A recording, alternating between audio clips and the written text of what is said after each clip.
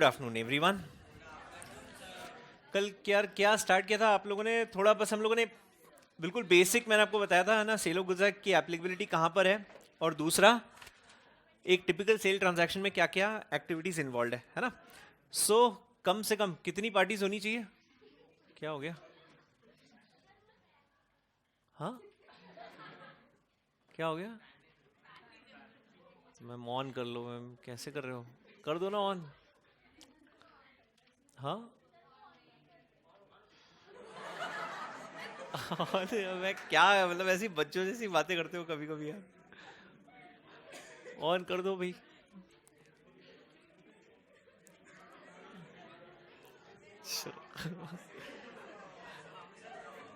हाँ ना, ऐसे मतलब चॉकलेट नहीं दे रहा है मेरे को क्या करूँ मतलब। चलो, हाँ। सो टिपिकली सेल ट्रांजैक्शन में क्या क्या एक्टिविटीज इन्वॉल्व है? सबसे पहले कितनी पार्टीज होती है? कम से कम दो, है ना। कौन कौन होगी पार्टीज? कौन सी? अ बायर है ना, सेलर, है ना। So at least to parties.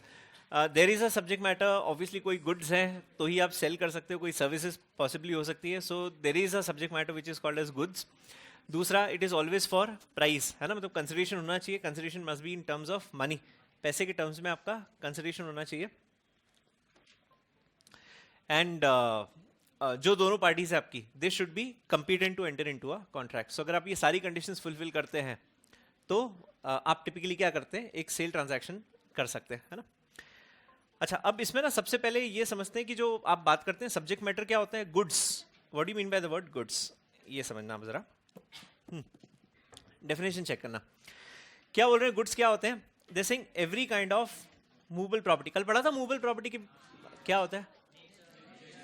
हाँ, जहाँ आपने उसको एक जगह से दूसरी जगह मूव किया लेकिन उसके नेचर या प्रॉपर्टी में कोई चेंज नहीं आया, मतलब जैसे उसका पुराना यूज था वैसे ही उसका नया यूज है, मतलब वो मूवेबल प्रॉपर्टी है ना, गुड्स की डेफिनेशन में फॉल करती है। So it includes every kind of movable property except actionable claims and money. What do you mean by actionable claims? ये वर्ड्स का मतलब समझते जाना लाइन से। आप अगर मॉड्यूल के हिसाब से देखें ना, सेकेंड पेज आपका नीचे ही नीचे है ना, पीछे।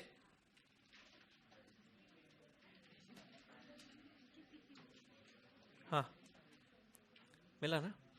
हाँ। सो क्या होते हैं एक्शनेबल क्लेम्स? क्या होते हैं एक्शनेबल क्लेम्स? मतलब क्लेम्स राइजिंग इन फ्यूचर,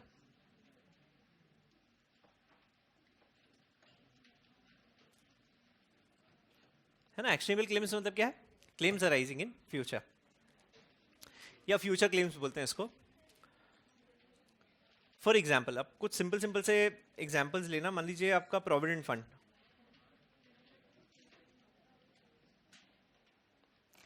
ये एक एक्शनेबल क्लेम है। प्रोविडेंट फंड, पीएफ का पैसा कब मिलता है आपको? रिटायरमेंट पर, है ना। ये पैसा आपको कब मिलता है? रिटायरमेंट पे। सो ऑब्वियसली जो आपको रिटायरमेंट पर मिलता है, लेट्स से रिटायरमेंट की नॉर्मल एज है 60 इयर्स, तो 60 साल पे जो चीज मिलेगी वो आप आज ट्रांसफर कर सकते हो क्या? नहीं। कब तक ट्रांसफर नहीं कर सकते हो? जब तक आपका प्रेजेंट राइट ना हो, right. So basically PF is a present right to a future claim.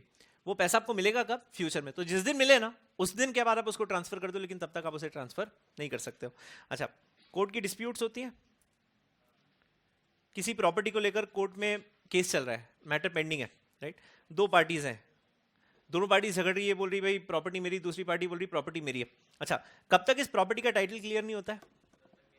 जब तक कि कोर्ट का जजमेंट ना आ जाए कि एक्चुअली में प्रॉपर्टी किसकी, मतलब उसके लॉफुल क्लेमेंट दोनों में से कौन है, राइट। तब तक ये प्रॉपर्टी ट्रांसफर हो सकती है क्या? नहीं हो सकती। क्यों? हाँ, किसी भी एक का क्लियर राइट उस प्रॉपर्टी के ऊपर है ही नहीं। तो ये सारी की सारी चीजें क्या बन जाती है? They become actionable claim. अच्छा, इसको एक्शनेबल क्लेम आप क्यों बोलते हो? क्योंकि इसका राइट आपको उसी दिन मिलेगा जिस दिन कोर्ट का जजमेंट आता है। जब तक कोर्ट का डिसीजन ना है तब तक आप उसका राइट एस्टैब्लिश कर ही नहीं सकते हो, और कोर्ट का जजमेंट कब आएगा? किसी फ्यूचर डेट पर आएगा। That is why it becomes an actionable claim. समझ में आ रहा है? So what is an actionable claim? Present right to a future claim. Right आपका प्रेजेंट है, आज का राइट है, लेकिन वो क्लेम कब करोगे आप? किसी फ्यूचर डेट में क्लेम करोगे। उसे हम लोग क्या बोलते हैं? Actionable claim. So it includes actionable claims. और दूसरा, मनी। ऑब्वियसली पैसा कभी सब्जेक्ट मैटर नहीं हो सकता, गुड्स नहीं हो सकते। सो आपको क्या करना है? इन दोनों को एक्सक्लूड करना है डेफिनेशन में से। क्या इंक्लूड किया आपने? सबसे पहले मूवेबल प्रॉपर्टी। क्या एक्सक्लूड किया? एक्शनेबल क्लेम एंड मनी, है ना. अच्छा, और उसमें इंक्लूजन्स क्या है ये चेक करना. And includes stock, shares, growing crops, grass. अब ये एक एक करके समझते जाना. Stock in any form, goods का स्टॉक, है ना. सेकंड, शेयर्स, समझाने की जरूरत नहीं है. Third, growing crops. अच्छा सी, ग्रोइंग क्रॉप्स, पेड़ लगाते हो आप किसके लिए, सिर्फ उगाने के लिए, या यूज करते हो, यूज करते हो. तो हम लोग क्या करते हैं, उसको सीवियर करते हैं, कट करते हैं, और उसके बाद वो गुड्स की डेफिनेशन के अंदर फॉल करते हैं, राइट. मतलब आप उसे बाय सेल कर सकते हो. सो ग्रोइंग क्रॉप्स मतलब जो भी आपकी फार्म प्रोड्यूस है वो आप बेसिकली क्या कर सकते हैं, बाय सेल कर सकते हैं. सो क्या क्या इंक्लूडेड है, first stock, second shares, third growing crops, fourth grass. अगर सब्जेक्ट मैटर है, मतलब कोई खरीदने में इंटरेस्टेड है, कोई बेचने में इंटरेस्टेड है, तो इट कुड बी ट्रांसफर्ड. हाँ, अब ये लाइन पढ़ना सबसे important. And things attached to or forming part of the land. Things attached to or forming part of the land मतलब जो अभी तक जमीन में रूटेड है, एनरूटेड है, right. Attach to or forming part of the land. पेड़ होता है, a tree is deep rooted inside, है ना. So that is something which is attach to land, right. And agreed to be severed before sale.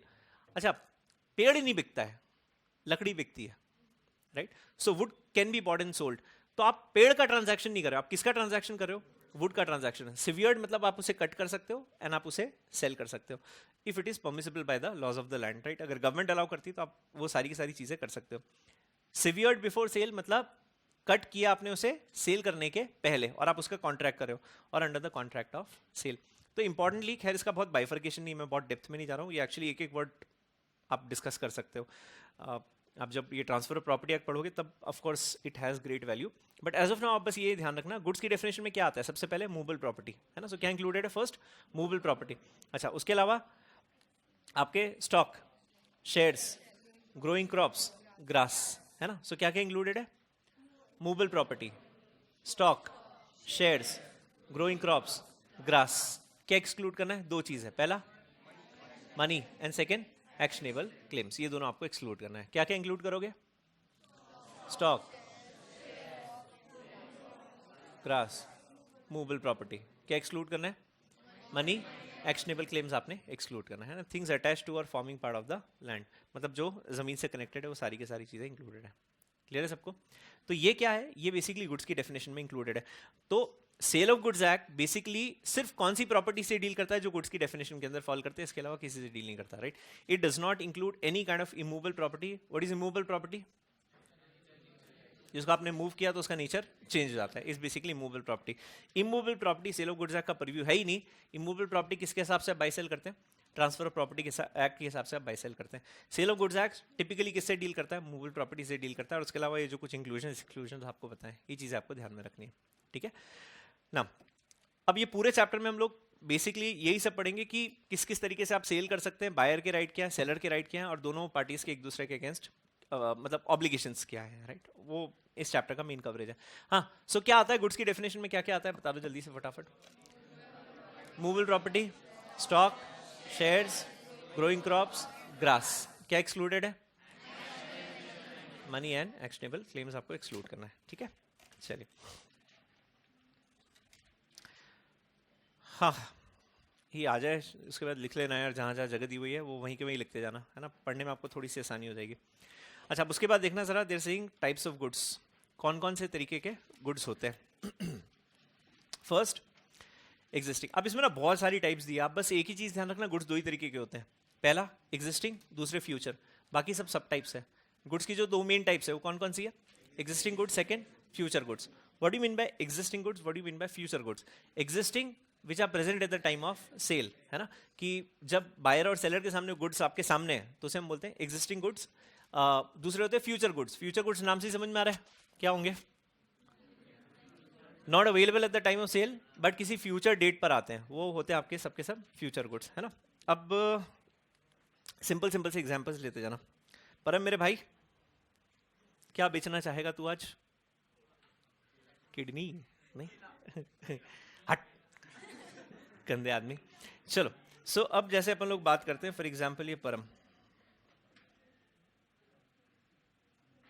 अच्छा पिछली बार तेरे ऊपर ही चल रहा था सब कुछ, वो सिट गलत दिन आ गया तो। हाँ अच्छा, और दूसरा अपना क्षितिज।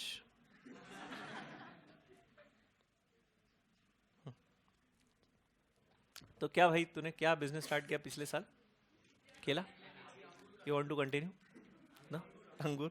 हाँ, सो अब परम ने क्या किया, अब इसने नया नया बिजनेस स्टार्ट किया सब्जी का, सब्जी बेचता है ये।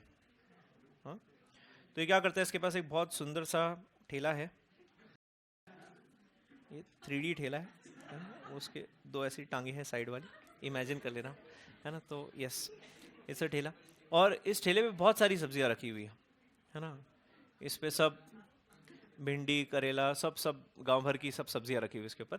और रोज परम ये ठेला लेके और रोड पर निकल जाता है सुबह सुबह, है ना? 6 बजे निकल जाता है और हर गली मोहल्ले में जाके और चिल्लाता रहता है, क्या?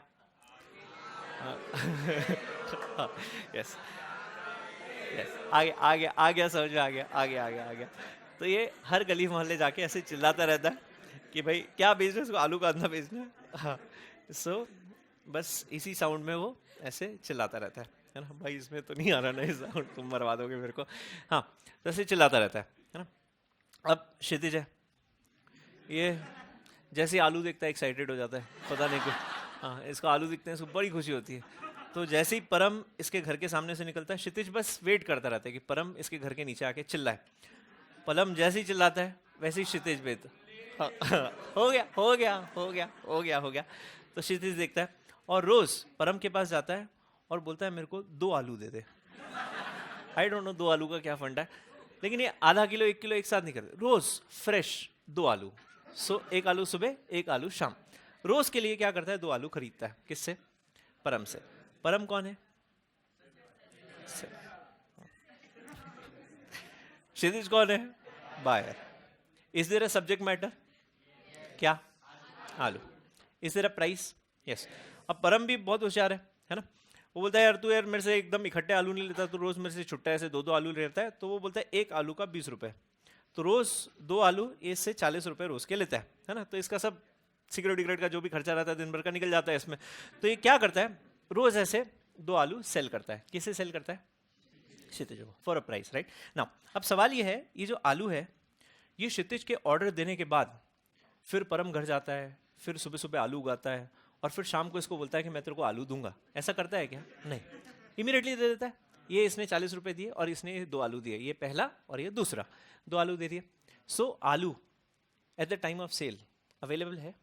यस, तो ये कौन से गुड्स है? एग्जिस्टिंग। सो एग्जिस्टिंग गुड्स क्या होते हैं? Available at the time of sale, existing goods, है ना? दूसरे फ्यूचर गुड्स क्या होते हैं? Not available at the time of sale. अच्छा, अब सेकेंड एक और केस देते हैं। और कौन है भाई यहाँ पे अच्छे? ब्रैडली। सो ये अपना ब्रैडली, मस्त नाम है भाई तेरा, ब्रैडली। हाँ, सो ब्रैडली ने क्या किया, अभी एक नया धंधा चालू किया, टेलरिंग का, डिजाइनर। यस, तो ये थोड़ा अंग्रेजी टाइप का दर्जी है। यस, तो इसने एक नया बिजनेस स्टार्ट किया। किसका? टेलरिंग का बिजनेस स्टार्ट किया। अब इसके पास सब लोग आते हैं और कपड़े स्टिच करवाते हैं, है ना? तो ये अपना ऋतिक है। ऋतिक एक बार हाथ दिखा दे भाई सबको। जब बात RIT लिखता है ना तू? RITWIK लिखता है ना? RUT, ऋत्विक।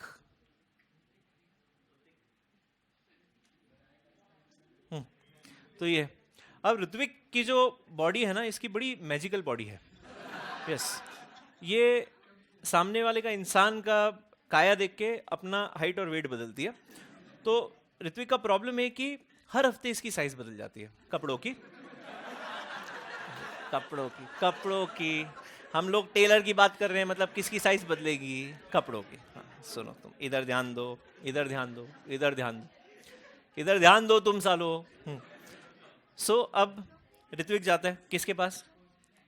ब्रैडली के पास जाता है और उसको बोलता है, ये भाई फ्यूचर गुड्स है, मैं इधर लिख रहा हूँ लेकिन फ्यूचर गुड्स पढ़ रहे हैं हम लोग अभी।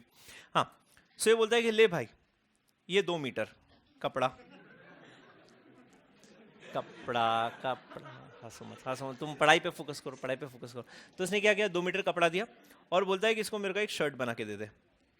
तो आज ऋत्विक ने क्या दिया? कपड़ा, शर्ट दिया क्या? नहीं। तो ये बोल सकता है कि नहीं एक काम कर इसको लपेट के पहले शर्ट बन जाएगा, बोल सकता है कि नहीं कपड़े और शर्ट में डिफरेंस है। अच्छा, इसने बोला कि मैं तेरे को 3 दिन के बाद शर्ट दूंगा, तो आज के लिए राइट जब आपने ऑर्डर प्लेस किया है तब ये गुड्स एग्जिस्टिंग है क्या at the time of sale? नहीं। किसी और फॉर्म में है, लेकिन जो आपको चाहिए उस फॉर्म में है क्या? नहीं। शर्ट कब बनेगा? 3 दिन के बाद। तो आज के लिए जब आपने ये ऑर्डर प्लेस किया ब्रेडली के पास, तब ये क्या है? Future goods. क्या है? Future goods. क्यों? At the time of sale available नहीं थे, किसी फ्यूचर डेट पर आपके पास आएंगे, राइट? तो वो कौन से होते हैं? Future goods. सो गुड्स 2 तरीके के होते हैं। पहला कौन सा होता है? Existing, available at the time of sale, future goods. किसी फ्यूचर डेट पर आते हैं, उसको हम बोलते हैं फ्यूचर गुड्स, राइट? अच्छा, अभी जो आपके एग्जिस्टिंग गुड्स है ना, ये होते हैं 2 टाइप के। एग्जिस्टिंग की 2 टाइप्स है। कौन सी? पहली स्पेसिफाइड और दूसरा अनस्पेसिफाइड, ये असर्टेंड और अनअसर्टेंड goods. Now, what do you mean by ascertained? What do you mean by unascertained? अब डिफरेंस समझना। हाँ, सो ये कहाँ गए परम अपना? हाँ, ये रहा परम। परम क्या आलू बेच रहा था, है ना? अच्छा, अब जैसे परम को पता ही है कि रोज क्षितिज उससे 2 आलू खरीदता है ना? तो क्षितिज क्या ऊपर ऐसे विंडो में खड़ा है, बनियान वनियान पहन के, इधर नैपकिन लगाया हुआ है इसने फर्स्ट क्लास, और उसके सामने नीचे पूरा ठेला दिख रहा है, 2 फ्लोर नीचे ठेला है, और वो ऐसे दिखता है और ठेले पे ऐसे 100-150 आलू रखे हुए हैं, है ना? ये ऐसे बहुत सारे आलू रखे हैं, यू कैन इमेजिन, राइट? ऐसे बहुत सारे आलू रखे हुए हैं, है ना? एक आलू, ये एक आलू। अब हाँ, अपना क्षितिज है ना, उसको आलू का रेट पता है, फिक्स है क्या? 20 रुपए का एक आलू। ये भी होशियार है, ये क्या करता है, यहां पर इसको जो 2 आलू दिख रहे हैं, ये एक बड़ा आलू, ये एक बड़ा आलू, तो क्षितिज क्या बोलता है, ये लेफ्ट वाला बड़ा आलू और राइट वाला बड़ा आलू, ये जो 2 आलू है ना, ये तू मेरे को डिलीवर कर। कौन से 2 आलू डिलीवर कर? इतने से आलू रखे हैं, इसमें से कौन से उसने बोला, ये वाला एक आलू चाहिए और ये वाला एक आलू चाहिए, है ना? तो ये क्या किया, बायर ने पहले से ही आपको बता दिया कि मेरे को आउट ऑफ ऑल दोस आलूज कौन से 2 आलू चाहिए। डिफरेंस समझ में आ रहा है? पहला। सेकंड, एक और पॉसिबिलिटी, ये बहुत सारे आलू रखे हुए इस ठेला गराई पे, बहुत सारे है ना, 200-250 आलू रखे हुए। क्षितिज ने क्या बोला, एक काम कर, तेरे हिसाब से जो 2 बढ़िया आलू है वो मेरे को लाकर दे दे। दोनों सिचुएशंस में डिफरेंस है। क्या डिफरेंस है? एक में आपने आइडेंटिफाई करके बता दिया कि मेरे को आउट ऑफ ऑल दोस आलूज कौन से 2 आलू चाहिए, है ना? और दूसरा आपने स्पेसिफाई नहीं किया, आपने किसके ऊपर छोड़ दिया, वो सेलर के ऊपर छोड़ दिया कि तू खुद डिसाइड कर ले, तेरे को जो अच्छा लगता है मेरे को 2 आलू लाकर दे देना। दोनों में डिफरेंस है। डिफरेंस है। तो जहां पर आपने स्पेसिफाई कर दिया कि आपको आउट ऑफ ऑल दोस आलूज कौन से आलू चाहिए, वो होते हैं आपके स्पेसिफिक गुड्स। और जहां पर आपने you left it upon the seller to decide, right, that the seller will decide which potatoes are to be delivered, उसे हम बोलते हैं अनस्पेसिफाइड और अनअसर्टेन गुड्स। तो असर्टेन कौन से होते हैं? वो existing goods which are specified by the buyer और which are ascertained by the buyer at the time of sale, and when you left it upon the seller to decide what is to be delivered, that is unascertained goods. समझ में आ रहा है?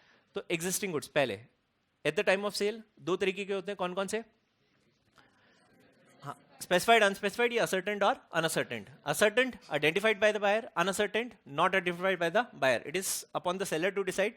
दूसरे होते हैं future goods. Future goods मतलब not available at the time of sale, किसी फ्यूचर डेट पर वो गुड्स आते हैं। क्लियर है सबको? एवरीवन, आगे देखना नेक्स्ट। एक और दिया है यहाँ पे, कंटिंजेंट कहाँ गए भैया? हाँ, one more, contingent. What do you mean by the word contingent?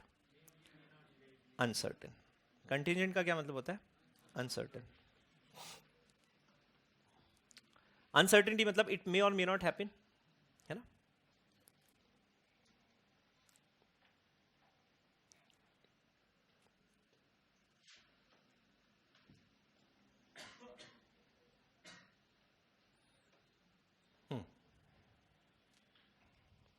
अब जैसे अपनी नेपाली को नेपाली खिलौने बहुत पसंद है, toys, very fond of Nepali toys. तो नेपाली जाती है अपने पप्पा के पास और बोलती है कि मेरे को ये नेपाली टॉयज दिलाओ। छोटे छोटे झुन झुन झुन झुन ऐसे ऐसे करके 8-10 खिलौने। तो उसने बोला कि मेरे को ये टॉयज दिलाओ। तो नेपाली के पापा भी बड़े स्मार्ट हैं, वो बोलते हैं मैं तेरे को खिलौने दिलाऊंगा जरूर, लेकिन कब? जब तेरी CS फाउंडेशन में रैंक आए, है ना? तो क्या चाहिए आपको? CS फाउंडेशन में रैंक चाहिए। तो ये खिलौने मिलेंगे जरूर, लेकिन कब? रैंक आने पर। तो खिलौनों के आने की possibility is that dependent upon the happening और non happening of an event, है ना? कोई कंटिंजेंसी है? अच्छा, आज श्योरली एग्जाम के पहले कोई नेपाली का स्कोर बता सकता है कि कितना होगा? नहीं, अनसर्टेनिटी है। हो सकता है रैंक आ जाए, हो सकता है रैंक ना है ना, दोनों पॉसिबिलिटीज है। तो यहां पर ये गुड्स आने की पॉसिबिलिटी किस पर डिपेंड करती है, एक अनसर्टेनिटी पर डिपेंड करती है, एक कंटिंजेंसी पर डिपेंड करती है। तो ऐसे सारे गुड्स को हम लोग क्या बोलते हैं, कंटिंजेंट गुड्स, जहां पर उसके होने की पॉसिबिलिटी या न होने की पॉसिबिलिटी किस पर डिपेंड करती है, एक अनसर्टेनिटी पर डिपेंड करते हैं। उसे आप क्या बोलते हैं, कंटिंजेंट गुड्स। समझ में आ रहा है सबको? अच्छा, कंटिंजेंट हमेशा ध्यान रखना, कभी भी कोई थर्ड टाइप नहीं होती, it is either an existing good और अ फ्यूचर गुड, या तो एग्जिस्टिंग होंगे या फिर फ्यूचर गुड्स होंगे, कभी भी इसकी कोई थर्ड टाइप नहीं होती। बस वो आपको देते वक्त इन्होंने अलग से क्लासिफाई किया, इन लोगों ने सब अलग अलग बता दिया कि एग्जिस्टिंग अलग, कंटिंजेंट अलग, फ्यूचर अलग, एग्जिस्टिंग की दो टाइप्स, असर्टेंट अलग, अनअसर्टेंट अलग। बट ऐसे आप देखोगे तो दो ही टाइप्स है मेन, कौन सी, एग्जिस्टिंग, फ्यूचर, और बाकी सब टाइप्स है ना। असर्टेंट अनअसर्टेंट स्पेसिफिक चॉइस है, मतलब स्पेसिफिक टाइप्स है, किसकी, एग्जिस्टिंग गुड्स की स्पेसिफिक टाइप्स है। समझ में आ रहा है सबको? चलिए ना आगे देखना, ये क्लियर है सबको, कोई डाउट, एनीवन? नो।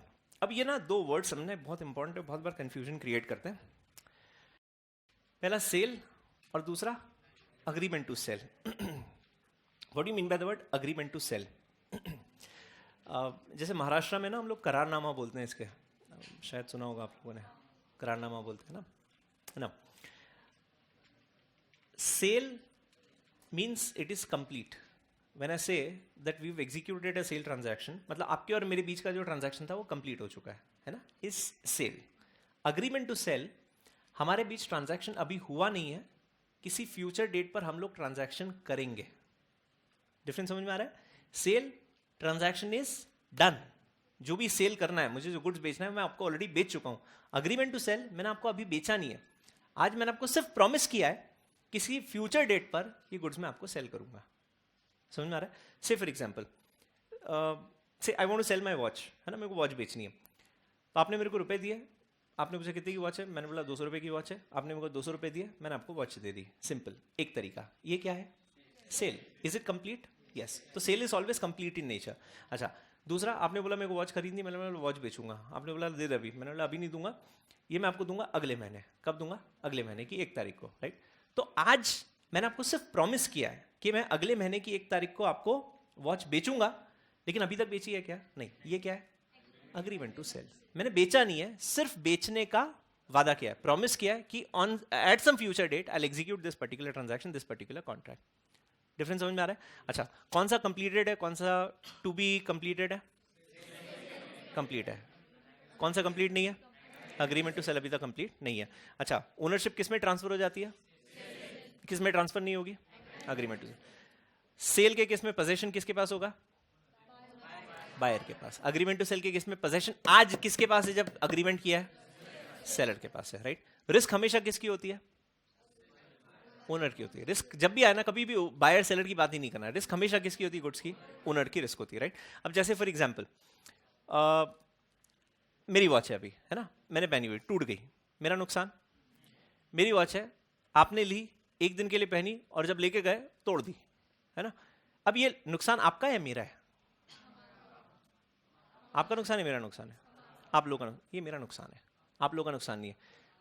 वॉच मेरी गई कि आपकी गई? मेरी गई। आप क्या बोलोगे? वॉच गई, मेरे से पैसे ले लो। मैं पैसे की बात ही नहीं कर रहा हूं, मैं किसकी बात कर रहा हूं? वॉच की। वो तो गई ना। अब ठीक है, आपने बोला 200 रुपए की वॉच थी, आपने मेरे को 200 रुपए दे दिए, मैं कॉम्पनसेशन की बात ही नहीं कर रहा हूं, मैं किसकी बात कर रहा हूं? लॉस की बात कर रहा हूं। और लॉस मतलब वॉच का लॉस, मैं मॉनेटरी लॉस की बात नहीं कर रहा हूं। हो सकता है आप 200 की चीज थी, आप मेरे को 300 रुपए दे दो, मैं उसकी बात ही नहीं कर रहा हूं, मैं किसकी बात कर रहा हूं? वॉच की बात कर रहा हूं। वो तो गई ना, वो तो टूट गई, वो डैमेज हो गई, चोरी हो गई, जो भी हो गया XYZ, राइट, वो तो गई मेरे पास से। तो वो लॉस आपका लॉस नहीं हो, किसका लॉस है? मेरा लॉस है। मैं कौन हूं?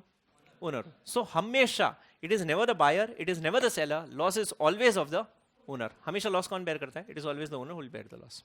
समझ में आ रहा है? इन फ्यू एक्सेप्शनल केसेस हम लोग पढ़ेंगे आगे, जब दूसरी पार्टी का लॉस होता है, नॉन ओनर कब लॉस बेयर कर सकता है, but otherwise it is always the owner, है ना। अच्छा, सेल है, मैंने आपको आज वॉच बेच दी, राइट, आपसे 200 रुपये ले लिए और आपको मैंने बोला वॉच आज से तेरी, लेकिन इसकी डिलीवरी मैं आपको दूंगा कल। कब दूंगा? कल।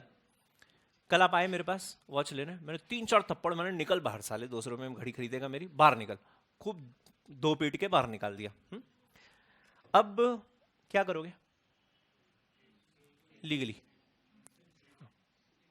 स्यू पहला, so you can sue before the this thing court, आप मेरे को कोर्ट के सामने चैलेंज कर सकते हो पहला। दूसरा, मारा पीटा,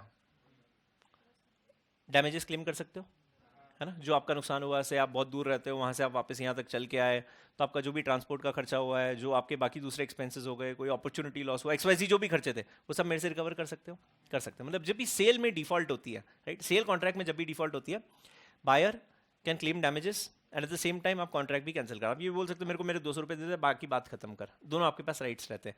अग्रीमेंट टू सेल, मैंने आज आपको सिर्फ प्रॉमिस किया, राइट, सिर्फ प्रॉमिस किया कि भाई मैं आपको वॉच बेचूंगा, बेची नहीं है, राइट, बेची नहीं है अभी तक, कब बेचूंगा, किसी फ्यूचर डेट पर सेल करूंगा, और फ्यूचर डेट पर मैंने मना कर दिया आपको देने से, क्या करोगे? कुछ कर सकते हो? कुछ भी नहीं। अच्छा, आपने सपोज 200 रुपये की वॉच थी, आपने 100 रुपये मेरे को एडवांस दे दिया, ठीक है, एडवांस वापस से क्लेम कर सकते हो, है ना, उसमें तो वो तो आपका राइट है ना, 100 रुपये आपने दिया मेरे को, मैंने वॉच देने से मना कर दिया, तो आप क्या बोलोगे? नहीं देना मत दे, कोई दिक्कत नहीं, जो मैंने 100 रुपये दिए थे मेरे को 100 रुपये वापस दे दे, right. So agreement to sale के केस में आप कभी भी यहाँ पर ये मतलब कॉन्ट्रैक्ट रिस्काइंड नहीं कर सकते, जो बेसिक आपका नुकसान हुआ है, जो डैमेजेस हैं, बस आप वो मुझसे क्लेम कर सकते हो, उसके अलावा ऐसा आपका कोई राइट नहीं रहता है। समझ में आ रहा है? तो सेल क्या होता है? अ कंप्लीटेड कॉन्ट्रैक्ट, है ना, जो कॉन्ट्रैक्ट कंप्लीट हो चुका है। अग्रीमेंट टू सेल क्या होता है? अभी तक हुआ नहीं है, किसी फ्यूचर डेट पर आप वो कॉन्ट्रैक्ट एग्जीक्यूट करेंगे, is agreement to sale. Difference समझ में आ रहा है? कोई कंफ्यूजन हो तो बताएं जल्दी से, एनीवन? श्योर? हाँ जी सर। आपका नुकसान बिल्कुल कर सकते, मतलब अग्रीमेंट टू सेल के केस में बोल रहा है, सेल के केस में बोल रहा है, अग्रीमेंट कुछ भी नहीं कर सकते आप। अब क्या होगा, जैसे आप समझना, बस इसमें क्या होता है ना, ये कॉम्पनसेशन आप बढ़ा के लेते हो। आपका ये कहना है ना कि मैंने आपको प्रॉमिस किया कि मैं आपको वॉच बेचूंगा, आपने किसी और को कमिट कर दिया आगे कि आप उसको वॉच बेचोगे, मतलब मैंने आपको 200 में किया, आपने उसको 300 में, तो आपका नुकसान कितना हुआ? 100 रुपीज़ का नुकसान है, वो आप मुझसे क्लेम कर सकते हो, जो भी आपका लॉस है। बट एक बात हमेशा ध्यान रखना, ऐसा किसी लॉ में नहीं लिखा है, ऐसा किसी लॉ में नहीं लिखा हुआ है। ये जितने भी इस तरीके के मैटर्स होते हैं ना, ये सिविल सूट्स होते हैं। तो सिविल सूट में कोई आप कौन सा मैटर है, कौन से गुड्स हैं, क्या डिफॉल्ट हुई है, ये कोई कवर ही नहीं कर सकता। अब ये मैं वॉच की बात कर रहा हूँ, कल हो सकता है किसी और चीज़ की बात कर रहे हो आप, हो सकता है कैमरे की बात कर रहे हो सकता है प्रोजेक्टर की बात कर रहे हो सकता है आप टीवी की बात कर रहे हो सकता है बेंचेस की बात कर रहे हो सकता है आप फ्रिज की बात कर रहे हो, कुछ भी। तो अब लॉ के लिए तो पॉसिबल नहीं, हर गुड्स के लिए अलग अलग अलग चीज़ें बनाएगा। तो उसने क्या बोला, अगर कोई भी डिस्प्यूट हो तो आपको कहाँ जाना है? कोर्ट में। और फिर फाइनली डिसाइड कौन करेगा कि क्या कॉम्पनसेशन देना है? कोर्ट डिसाइड करता है। तो किसी लॉ में लिखा नहीं गया कि कॉम्पनसेशन कितनी है, उसमें बस ये लिखा हुआ है कि आप जज के पास जाओ, कोर्ट जो बोलता है आपको वो चीज़ मानना पड़ेगी दोनों पार्टीज को। तो कॉम्पनसेशन डिसाइड करने का राइट नहीं आपके पास है, ना ही मेरे पास है, वो किसके पास है? It is upon the court to decide, they will decide the amount of compensation. आ रहा है समझ में? चलो चेक करें जरा, क्या है सेल, क्या है अग्रीमेंट टू सेल। तो सेल हो चुका है, अग्रीमेंट टू सेल होगा, किसी फ्यूचर डेट पर होगा, है ना। सो देखना, first it is an executed contract, executed it is already done, executory future, किसी फ्यूचर डेट पर आप उसे एग्जीक्यूट करेंगे, अभी तक हुआ नहीं है। हाँ, property in goods are transferred from seller to buyer, sale complete हो गया ना, तो कौन गुड्स किसको ट्रांसफर कर देता है? Seller will transfer it to the buyer. Agreement to sale के केस में आज ट्रांसफर करोगे क्या? कब ट्रांसफर करोगे? किसी फ्यूचर डेट पर, आज नहीं करोगे, है ना, किसी फ्यूचर डेट पर करते हो ना। सेल के केस में seller can not resell the goods as the properties with the buyer, ownership transfer कर चुका। अच्छा, ये हमेशा ध्यान रखना, देखो ओनरशिप और पोजेशन ना दो बहुत अलग सब्जेक्ट मैटर्स हैं, दोनों को कभी मिक्स मत करना। What is ownership? Legal title of those goods, है ना, कि वो एक्चुअली में प्रॉपर्टी है किसकी। पोजेशन मतलब कौन उसका फिजिकल यूज बेसिकली एंजॉय कर रहा है इस पोजेशन। अब मान लीजिए जैसे फॉर एग्जाम्पल लैपटॉप, ये मेरा लैपटॉप है, आपको 1-2 दिन लैपटॉप की जरूरत थी, आप मुझसे लैपटॉप लेकर गए, है ना, तो लैपटॉप की ओनरशिप ट्रांसफर नहीं हुई है, मैंने क्या ट्रांसफर किया? सिर्फ उसका फिजिकल यूज, पोजेशन मैंने आपको ट्रांसफर किया कि भाई यूज करना, वापस मेरे को दे देना, ये पोजेशन है। ओनरशिप मतलब मैंने ये लैपटॉप आपको दी रहा है, उसके अगेंस्ट मैंने आपसे पैसे ले लिए, ये ओनरशिप ट्रांसफर करना होता है, राइट। तो ओनरशिप पोजेशन दो बिल्कुल अलग अलग चीज है। अब सब्जेक्ट टू सब्जेक्ट हम लोग देखते हैं कि हम लोग कहाँ ओनरशिप की बात करें, कहाँ पोजेशन की बात करें। सेल के केस में ओनरशिप किसकी होती है? बायर की। अग्रीमेंट टू सेल के केस में आज ओनरशिप किसकी, जब अग्रीमेंट टू सेल किया? सेलर। पोजेशन कौन से केस में ट्रांसफर होगा? सेल के केस में। पोजेशन कहां ट्रांसफर नहीं हो रहा है? Agreement to sale. कब ट्रांसफर करोगे? फ्यूचर डेट पर। क्लैरिटी इस चीज को लेके एवरीवन? चलिए, हाँ, so seller can further resell the goods as the property still remains with him, है ना। तो अग्रीमेंट टू सेल मतलब किसी फ्यूचर डेट पर मैं सेल करूंगा आपको। अब जैसे मान लीजिए मैंने आपको बोला कि मैं आपको 1 मार्च को वॉच दूंगा कितने रुपए में? 200 रुपये में, ठीक है। आज क्या डेट है? आज मान लो से 27 फेब। अब 27 फेब को मेरे पास और कोई आता है और बोलता है कि भाई मेरे को वॉच चाहिए 500 रुपये में। मैं पागल हूँ? 2 दिन रुकूंगा और आपको 200 रुपये में वॉच बेचूंगा जब मुझे पता है कि आज के आज मुझे कोई उस चीज़ का 500 रुपये दे रहा है? नहीं। तो मैं इस केस में प्रॉपर्टी ट्रांसफर कर किसी और को बेच दूंगा। अच्छा, आपने अगर मुझे एडवांस दिया है, मैं आपको क्या बोलूंगा, ये भाई तेरा एडवांस लिया था, ये 100 रुपये एडवांस रख ले तू, मेरे को तेरे से कोई लेन देन नहीं है, मेरे को तेरे को वॉच नहीं बेचनी, और मना कर दिया। कर सकता हूँ, पॉसिबल है। लेकिन सेल के केस में नहीं कर सकता हूँ। सेल में मैं गुड्स आपको ऑलरेडी सेल कर चुका हूँ, उसका लीगल राइट आज मेरे पास है ही नहीं। वो किसके पास है? बायर के पास है, आप लोगों के पास है, राइट। तो मैं कुछ भी नहीं कर सकता उसका। उस केस में अगर मैंने डिफॉल्ट कर दी कि मैंने आपको बेचे हुए गुड्स किसी और को बेच दिए, फिर स्यू, फिर आप डैमेजेस भी क्लेम कर सकते हो, कॉम्पनसेशन भी क्लेम कर सकते हो, मेंटल हरासमेंट, टॉर्चर, जो बोलना है सब बोल लो, कोई दिक्कत नहीं है। और यही होता है इंडियन कोर्ट्स में, आप ऐसे देखोगे ना, तो whenever we file case, अगर आपको कॉम्पनसेशन 10 लाख रुपए का चाहिए तो we never say we want 10 lakh rupees, हम लोग बोलते हैं मेरे को 50 लाख रुपए चाहिए। तो जब आप 50 लाख बोलते हो ना, तो वो जज दया कर करके आपको 8-10 लाख रुपए पे लाके अटकाता है। तो आप कभी भी कोई क्लेम देखना, जब हम लोग कोर्ट में फाइल करते हैं ना, इतने लंबे लंबे क्लेम स्टेटमेंट बनाते हैं ना, इस चीज़ का कॉम्पनसेशन, उस चीज़ का कुछ नहीं मिलता, तो mental harassment, mental torture. Goods में क्या मेंटल टॉर्चर? सर वो मेरे पास आने वाला था लेकिन नहीं आया। अच्छा कोई बात नहीं सर, उसका बहुत सदमा लगा मुझे। क्या सदमा लगा? सर वो फ्रिज, सर उसको जैसे मैं देखता हूँ मुझे किसी की याद आती है। सर मत याद कर। नहीं सर, लेकिन मेरा एक अलग तरीके का अटैचमेंट है उसके साथ। खत्म कर दे।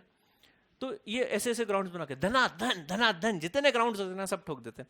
वो मेरे भी 1-2 सिविल सूट्स हैं रिकवरी के, पैसे वैसे लेने किसी से, कभी नहीं आने वाला, मेरे को भी पता है। पार्टी बस वो केस इसलिए डाल के रखा है कि सामने वाले आदमी पे थोड़ा प्रेशर रहता है कि आज नहीं तो कल देना है। वो चलता रहेगा, 4-5 साल खेलते रहने का कोर्ट में।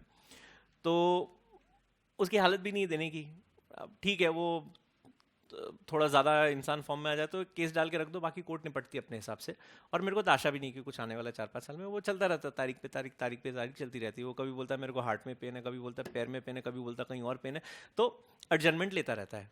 तो मेरा वकील है, वो जाता है कोर्ट में और अपने तरफ से जितने उसको स्टेटमेंट्स देना वो सब दे के आ जाता है, और चल रहा है 2-3 साल, 3-1 साल तो हो गए उसको, आज तक जजमेंट ही नहीं आया उसका। अब उसमें मेरे आर्ग्यूमेंट्स आप देखना। सो इनिशियली जो अमाउंट था ना, दैट वाज 5 lakhs। एक यहीं पे आपका पूना कोर्ट में ही चल रहा है, रिकवरी सूट है, 5 लाख रुपए का अमाउंट है। अब इसमें हमने उसके साथ इंटरेस्ट क्लेम किया, कितना? 36%। नहीं देती कोर्ट कभी भी, 18% स्टैंडर्ड माना जाता है, वो भी निगोशिएबल, चेक वेक है तो 18% मिलता है। मैंने इंटरेस्ट ठोका उसमें 36% का, कि 36% से पैसा चाहिए मेरे को। अब 36% मतलब 3 साल हो गए, तो 36, 36, 36, 108। अगर सिंपल इंटरेस्ट भी लगाया ना तो 5 लाख का आज 11 लाख रुपए तो वैसे ही हो गया, ये लगाया हुआ। अच्छा, उसके बाद वो ऐसे सर्कमस्टांसेस बताएं कि उस पॉइंट पे मेरे को इन फैक्टर्स की वजह से मेरे पैसे की ज़रूरत थी, लेकिन क्योंकि पार्टी ने मेरे को पैसा नहीं दिया, इसलिए मजबूरी में मुझे बाहर से पैसा बोरो करना पड़ा ब्याज पे। तो मैंने 5 लाख रुपए ब्याज पे बोरो किया, तो उसका मैंने 18% ब्याज भरा, तो 36% ये, 18% ये। उसके अलावा जो mental agony by which I went through, I felt sick, जिसकी वजह से मेरे को बहुत सारे मेडिकल एक्सपेंसेस बढ़ गए। कितने? 50,000 रुपये के मेडिकल एक्सपेंसेस। मेरी फैमिली की रिस्पॉन्सिबिलिटीज, ऑब्लिगेशन सब डिस्टर्ब हो गई, और हमारे घर में झगड़े चालू हो गए, जिसकी वजह से आई वो वेंट अंडर मेंटल ट्रॉमा। अब मेंटल ट्रॉमा का क्या? ऐसा कभी होता है तेरे को 2 लाख का मेंटल ट्रॉमा हुआ, बोल सकते हो। अब मेंटल ट्रॉमा कैसे करो? या तो पागल है या सेन है, दो ही चीज़ें होती है। 2 लाख का मेंटल ट्रॉमा। अच्छा, 2 लाख का मेंटल ट्रॉमा और 5 लाख का मेंटल ट्रॉमा, क्या डिफरेंस है? मेंटल ट्रॉमा मतलब स्ट्रेस, पागल हो रहा है इंसान, सब करके धनाधन करके 15-16 लाख रुपए का कॉम्पनसेशन ठोका हुआ है। मेरा एडवोकेट बोलता है सर ये भी डालो, डाल, सर ये भी डालो, डाल, कुछ तो मिले, कभी कुछ तो मिलेगा। तो अब सामने वाले इंसान पे क्या प्रेशर पड़ता है ना, साला है केस 5 लाख का, मांग 15 लाख रुपए रहे, सेटलमेंट वाली पॉसिबिलिटीज बढ़ जाती है कि बोल देगा केस विड्रॉ कर ले, जो भी अपन बीच का रास्ता निकाल लेते हैं और केस क्लोज कर देते हैं। अपने को भी वही चाहिए, अपने को भी कोई केस जीतना नहीं है। आप केस जीत भी गए, सामने वाली पार्टी के पास अपील का राइट रहता है। डिस्ट्रिक्ट कोर्ट में केस आ रहा, हाई कोर्ट में चला जाता है, फिर हाई कोर्ट खिलाएगा 4-5 साल। करना है क्या? इतना पागलपन है क्या अपने पास इतना टाइम वेस्ट करने के लिए? तो बेटर है अगर सेटलमेंट होता है तो कर लो। बट ये सब अल्टीमेटली कौन डिसाइड करता है? कोर्ट डिसाइड करता है। अब आपने बोला मेरे को 50,000 इसका चाहिए, मेरे को 36% इसका चाहिए, 18% तेरा लॉस हो गया, मेरी अपॉर्चुनिटी कॉस्ट, ये वो, नथिंग, सब छोड़, मैं तेरे को 5 लाख रुपए दूंगा। तो ये किसी लॉ में नहीं लिखा है, ये पावर्स आपने किसको दे दिया? कोर्ट को, जज को पावर्स दे दी कि तू डिसाइड करना मैटर सुन के कि तेरे को क्या लगता है क्या रीजनेबल है, वो कॉम्पनसेशन आपको मिल जाती है। आ रहा समझ में? हाँ जी। तो ये सिविल सूट की यही प्रॉब्लम होती है, जब भी सिविल सूट हो ना, छोटी छोटी ट्रिक्स से हमेशा काम में आती है। कोशिश, ये अब मैं कुछ बहुत गलत चीज़ें नहीं सिखा रहा हूँ, बट कभी ऐसे ज़रूरत पड़े तो कोशिश करना उसमें अगर कोई क्रिमिनल एलिमेंट इन्वॉल्व हो जाए ना तो आपके केस बहुत जल्दी निपट जाते हैं। आप सामने वाली पार्टी से पैसा मांगने गए, उसने 3-4 भाई बिठा के रखे थे और जैसे ही मैं गया मेरे को बहुत मारा, थोड़े बहुत प्रूफ सबमिट कर दो, डॉक्टर का सर्टिफिकेट लगा दो कि इन्होंने बहुत मारा पीटा मेरे को, तो जैसे ही मारा पीटा ये क्रिमिनल मैटर बन जाता है। तो instead of filing the matter in civil court you file the matter in criminal court, साल भर खत्म।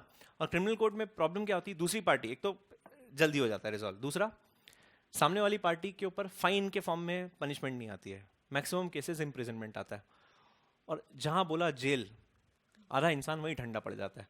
तो वो नहीं भी सेटलमेंट होता है ना तो सेटलमेंट हो जाते हैं। तो जब भी ये इस तरीके के सिविल मैटर्स हो ना, अगर उसमें कोई क्रिमिनल एलिमेंट है वो बेस्ट है।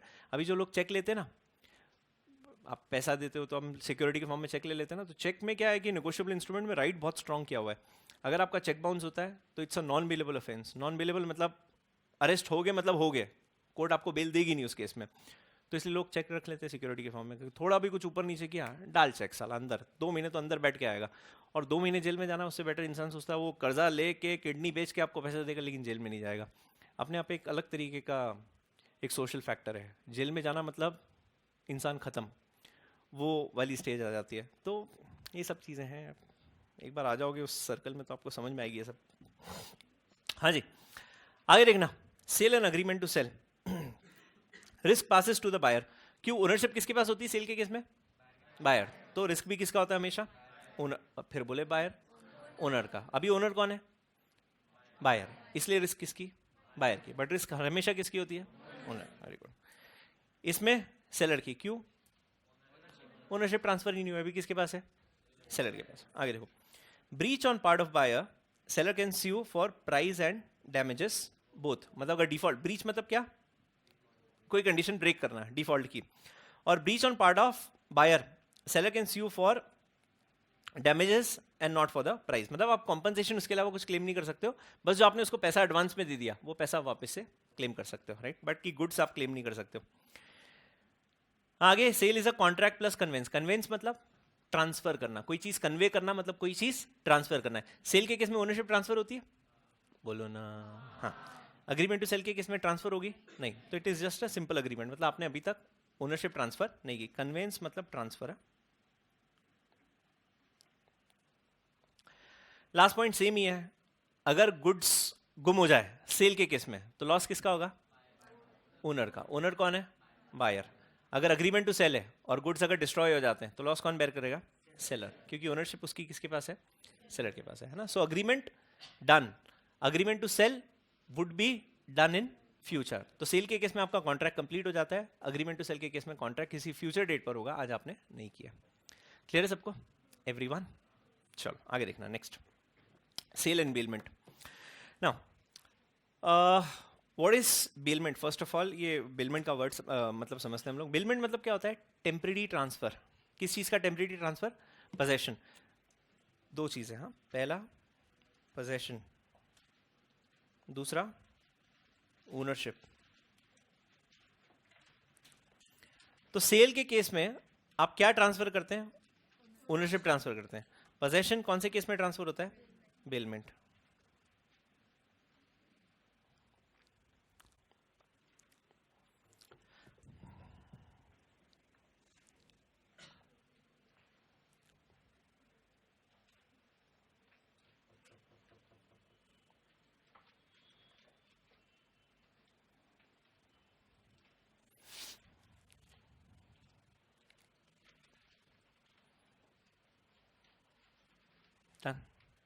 हाँ जी, समझना जरा।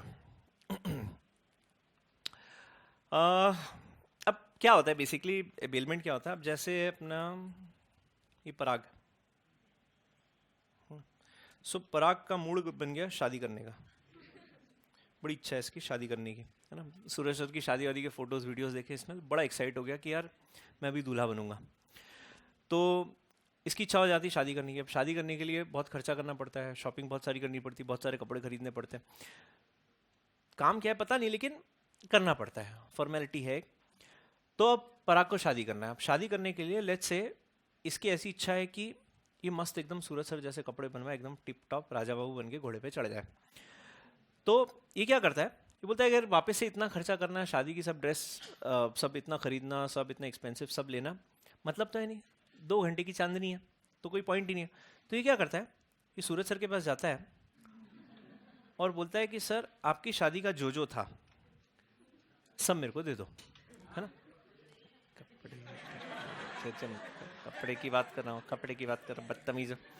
हाँ, तो क्या बोलता है कि आपकी शादी में आपने जो पहना मेरे को सब दे दो, है ना। सूरज सर समझ जाते कि क्या क्या देना है ना।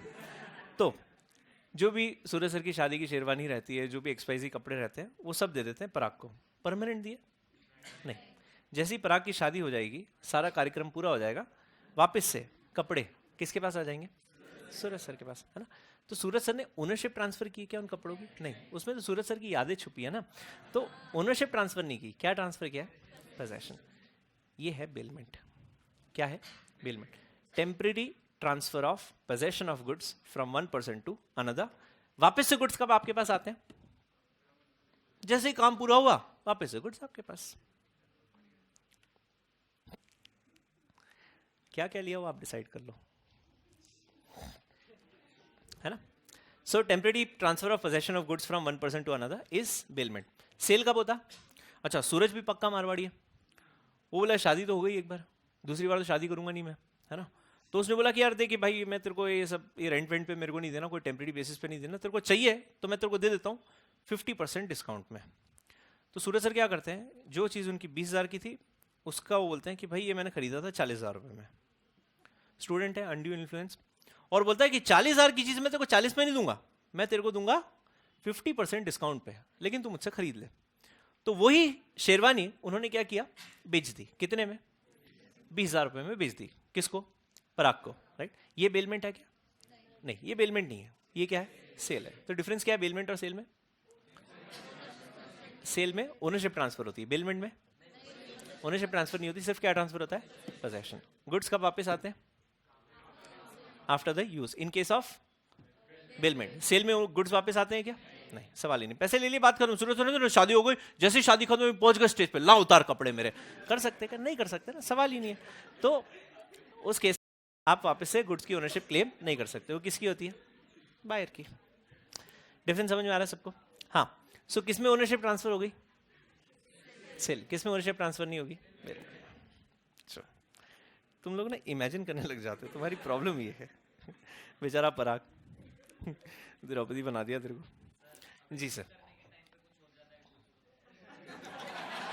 मारवाड़ी है चोखा, खून निकाल देगा, छोड़ेगा नहीं एक चीज वो। हाँ, अगर कुछ डैमेजेस हो जाते हैं, कुछ नुकसान हो जाता है ना, कि एक्सचेंज करने में कुछ कट फट गया, तो कॉम्पनसेशन क्लेम कर सकती है दूसरी पार्टी, है ना।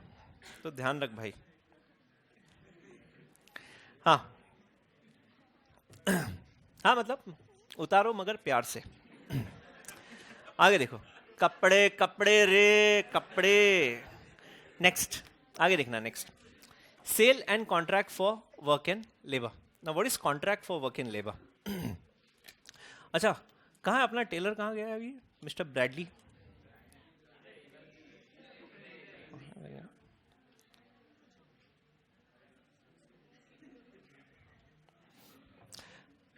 हाँ, अब जरा ये समझना, हाँ, ब्रैडली द टेलर।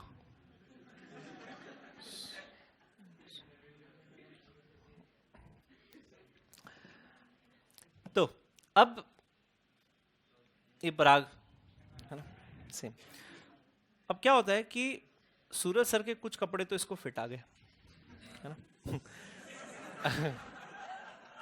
क्या बोला मैंने, कपड़े तुम हंसते क्यों रे, हाल तो कभी हंसे। कुछ कपड़े फिट आ गए, है ना, लेकिन कुछ कपड़े ऐसे थे जो उसको फिट नहीं आए, है ना। तो जब कपड़े फिट नहीं होते हैं तो क्या करते हो, हाँ, उसको अपन ऑल्टर करवाते हैं, थोड़ा सा चेंज करवाते हैं, है ना। तो अब जैसे सूरज सर की शेरवानी, अब सूरज सर की शेरवानी कैसी बनेगी, ये अपने सूरज सर कहाँ गए, ये अपना सूरज,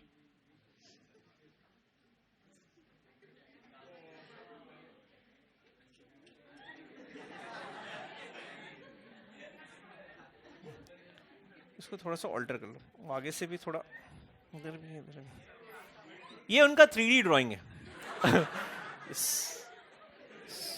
एंड ये उनके दो पैर,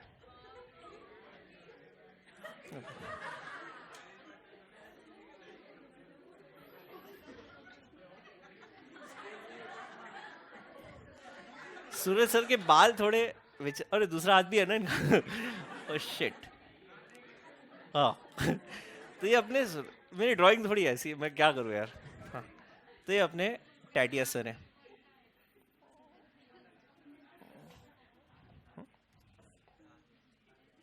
से अपने टैडिया सर हैं। आंसू मत रे। अरे इसका पेट निकला हुआ ना थोड़ा सा, पेट दिखा रहा हूँ मैं। हाँ ये अपने टैडिया सर हैं और ये अपना पराग, ये अपना पराग। सो अब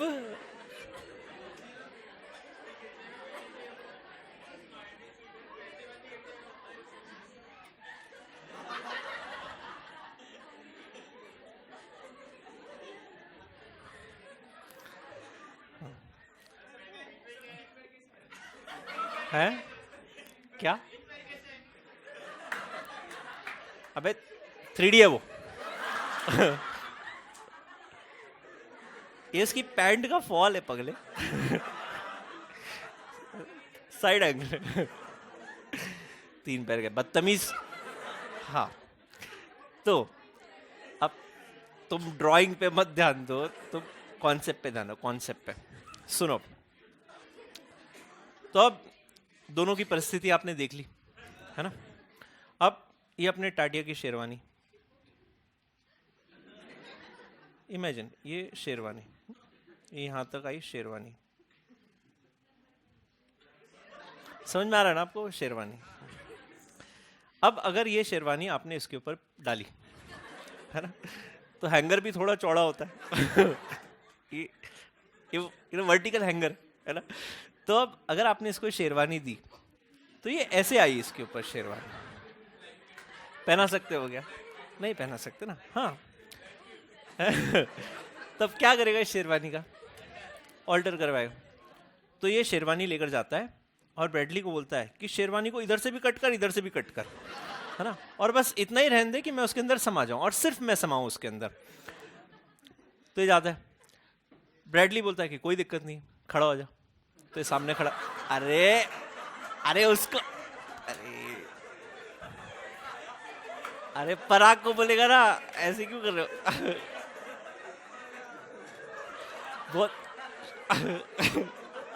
बहुत गंदे लोग हैं तुम लोग, बहुत गंदे लोग।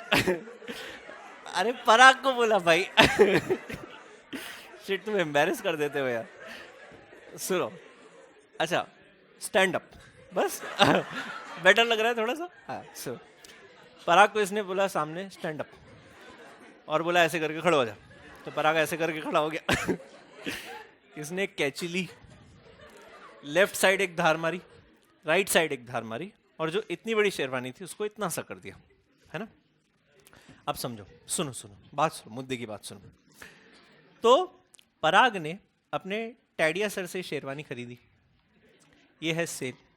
तो वो जो ओनरशिप है गुड्स की वो किसके पास आ गई, पराग के पास, है ना। ये पहला ट्रांजैक्शन। दूसरा, वो जो शेरवानी आपने खरीदी वो आपने दी पराग ने, किसको दी, ब्रैडली द टेलर, है ना, ब्रैडली को दी और बोला कि इसको बिल्कुल मेरी साइज में ऑल्टर कर दे। इसके लिए भी ऑल्ट्रेशन बहुत आसान था, कुछ करने की जरूरत ही नहीं, कि कर वो तो करने की जरूरत है, तो वेरी नाइस फिगर। तो इसने फटाफट 2 मिनट इसको शेरवानी पहनाई और वहीं खड़े खड़े उसको ऑल्टर कर दिया, दोनों साइड से स्टिच कर दिया, इसकी साइज की शेरवानी बन गई, है ना। सो यहाँ पर पहले वाले केस में जैसे बेलमेंट में क्या हुआ था, गुड्स आपने एज इट इज ले लिया, सूरज सर की शेरवानी इसने डायरेक्टली ले ली। अच्छा, contract for work and labour में आपने क्या किया, गुड्स लिए, उसमें ऑल्ट्रेशन किया और वापस से ओनर को दे दिया। तो ब्रैडली के पास जो शेरवानी आई किससे आई, पराग से। पराग ने टेम्परेरी बेसिस पे शेरवानी किसको दी, ब्रैडली को, ऑल्ट्रेशन के लिए। ब्रैडली ने उसमें ऑल्ट्रेशन किया और वापस से किसको दे दी, पराग को। तो ये भी बेलमेंट है, समझना, ये भी बेलमेंट है। आपने परमानेंट शेरवानी इसको दी कि एक काम कर, तेरी शादी हो ना तू भी पहन लेना, ऐसा बोला क्या, नहीं, आपने उसको शेरवानी दी और बोला कि मेरे को ऑल्टर करके वापस दे दे। अरे समझ में, वो बताया ना आपको। तो शेरवानी वापस आई, तो शेरवानी किसके पास वापस आ रही है, पराग, पराग कौन है? ओनर। कौन है? ओनर। तो टेम्परेरी बेसिस पे शेरवानी गई और ऑल्टर होके वापस आ गई, है ना? तो ये बेलमेंट है, लेकिन ऐसा बेलमेंट है जिसमें आप कोई ना कोई चेंज कर रहे हो, मतलब दूसरी पार्टी अपना कोई ना कोई स्किल यूज कर रही है। इसका स्किल क्या है? टेलर, है ना? कट करता है, सिलता है, कट करता है, सिलता है। कप फेंक के मारूंगा मैं साला, कुछ नहीं। कपड़े कपड़े कपड़े कपड़े। तो इसने क्या किया? शेरवानी कट की और वापस स्टिच करके दे दी। किसको? किसको दी? ओरिजिनल ओनर को। पराग कौन है? ओरिजिनल ओनर है ना? So contract for work in labour भी क्या होता है? एक तरीके का बिलमेंट होता है। क्या होता है? बिलमेंट। लेकिन इसमें दूसरी पार्टी अपना कोई स्किल एक्सरसाइज करती है, राइट? अच्छा, बिलमेंट में आपने गुड्स लिए, गुड्स वापस दे दिए। Contract for work in labour में आपने गुड्स लिए, लेकिन उसका फॉर्म चेंज करके दूसरी पार्टी को गुड्स वापस दिए। डिफरेंस समझ में आ रहा है एवरीवन? हाँ। सो अगर मैं आपसे पूछूं कि सेल और बिलमेंट में क्या डिफरेंस है? ओनरशिप ट्रांसफर हो रही है, बिलमेंट में पोजेशन ट्रांसफर हो रहा है। अब मैं आपसे पूछूं कि बिलमेंट और आपका ये contract for work in labour में क्या डिफरेंस है?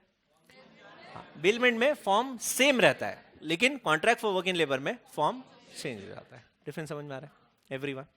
बस इतना ही है। हाँ, प्लीज मेरी रिक्वेस्ट आपसे, एग्जाम्पल्स लिख लेना। आप एग्जाम्पल्स लिख लोगे ना, आपको हमेशा कॉन्सेप्ट याद रहेगा, आप भूलोगे नहीं। अभी सेल ऑफ गुड्स एक्ट पढ़ रहे हो, छोटा एक्ट है, इसके बाद हम लोग कॉन्ट्रैक्ट पढ़ेंगे। कॉन्ट्रैक्ट बहुत बड़ा एक्ट है, आप सब भूल जाओगे, क्योंकि जैसे जैसे आगे जाओगे ना, वो फीफो मैंने बताया ना, जैसे नई नई चीज़ आपके दिमाग में जाती रहेगी, पुराना सब आप भूलते जाओगे। एग्जाम्पल्स ध्यान रखना, और ये लगे तो पराग वराग नाम ड्राइंग जो करना हो कर लेना, लेकिन इस बहाने आपको कॉन्सेप्ट याद रहते हैं। तो ये ऐसे एग्जाम्पल्स देने का पर्पस यही है कि आप इस बहाने चीज़ें याद रखो, है ना? तो प्लीज ध्यान रखना है सब। हाँ जी, जूम है ही नहीं ma'am.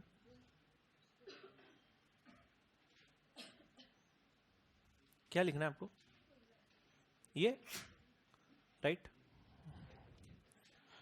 टाडिया look so beautiful man.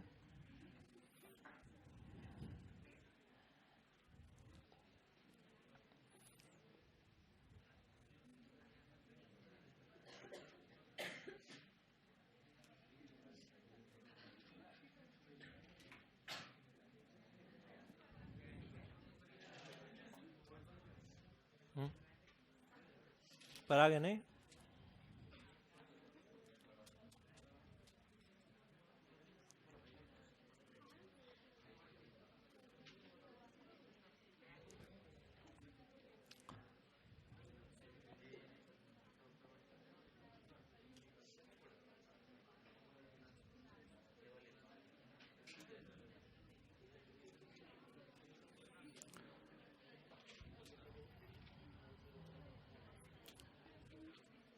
Done everyone? चलिए आगे चले, आगे देखना। नेक्स्ट,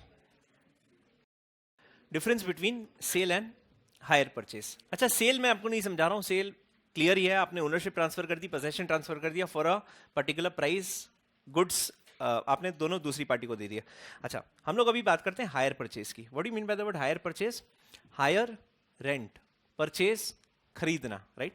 तो हायर परचेज, जो चीज आपने पहले रेंट पर दी है उसे आपने बाद में परचेज करने का ऑप्शन दे दिया, इज हायर परचेज, राइट?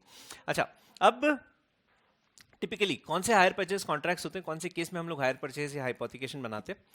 जैसे ये ना, गाड़ियों के केस में यूजुअली अपने इंडिया में हायर परचेज हाइपोथिकेशन चलता है, और वहां पे बहुत एप्ट है ये समझना।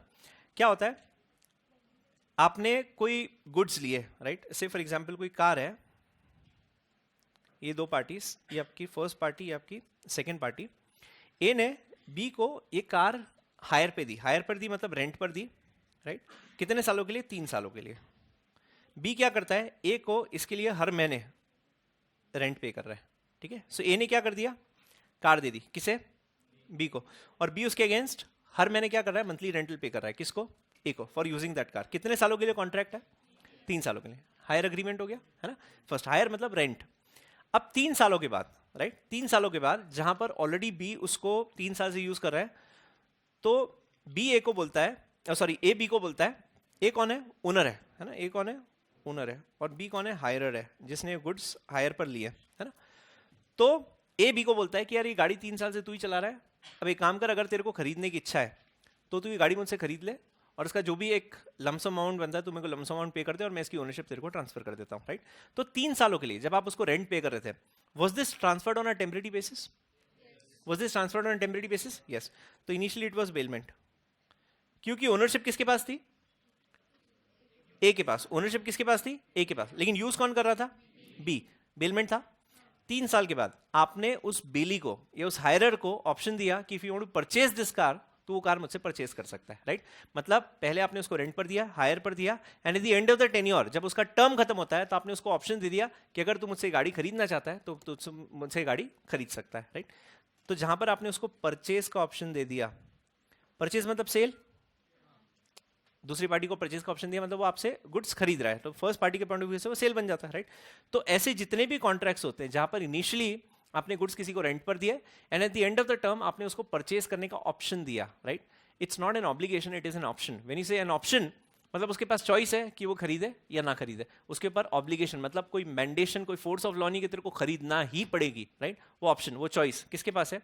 हायरर के पास वो चॉइस है। तो ऐसे जितने भी अग्रीमेंट्स होते हैं which are initially on hire and eventually you give the hirer an option to purchase those goods, उसे हम लोग क्या बोलते हैं? हायर परचेज अग्रीमेंट बोलते हैं, राइट? उसे आप क्या बोलोगे? Hire purchase. Initially hire, eventually purchase. पहले रेंट पर है, उसके बाद आप वो गुड्स दूसरी पार्टी से खरीद सकते हो, राइट? और ये ऑप्शन कौन देता है? ओनर दे रहा है। ऑप्शन कौन दे रहा है? ओनर। किसे दे रहे हो? हायरर को। Given by owner to the hirer. तो पहले ये बेलमेंट है जब तक रेंट पर है, और बाद में अगर उसने परचेज कर ली तो वो बेलमेंट कॉन्ट्रैक्ट कन्वर्ट हो जाता है इनटू अ सेल कॉन्ट्रैक्ट। ऐसे सारे एग्रीमेंट्स को क्या बोलते हैं आप? हायर परचेज कॉन्ट्रैक्ट बोलते हैं।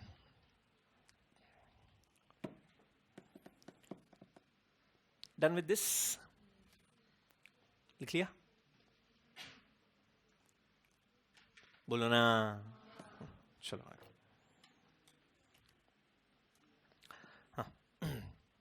सिंपल सिंपल से पॉइंट से पढ़ लो।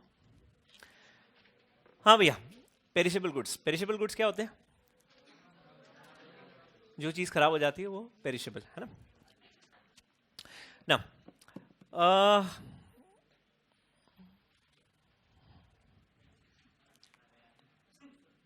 परम परम परम सब्जी भाजी का काम परम का।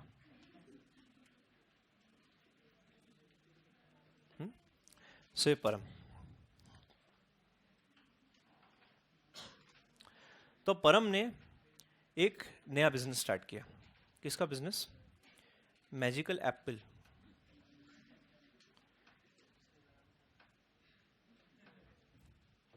चमत्कारी एप्पल।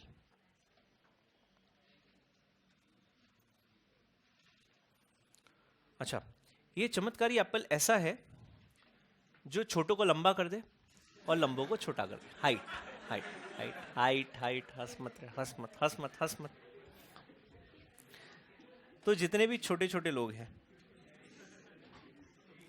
इनको बड़ा कर देगा, और जितने भी लंबे लंबे लोग हैं उनको छोटा कर दे।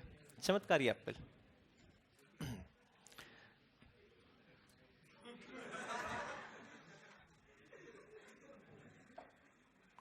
कौन है लंबा भाई अपनी क्लास में एकदम? वो कहा कार्तिक। अच्छा, वो तो एग्जीक्यूटिव में आ गया।